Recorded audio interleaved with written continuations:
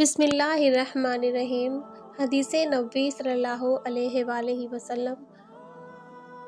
رسول اللہ صلی اللہ علیہ وآلہ وسلم لوگوں کو کسی کام کا حکم دیتے تو وہ ایسا ہی کام ہوتا جس کے کرنے کی لوگوں میں طاقت ہوتی۔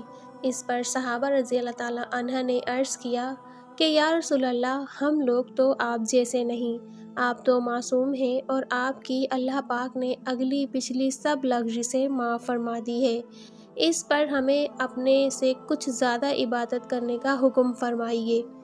یہ سن کر آپ ناراض ہوئے، حتیٰ کہ خفگی آپ کے چہرے مبارک سے ظاہر ہونے لگی۔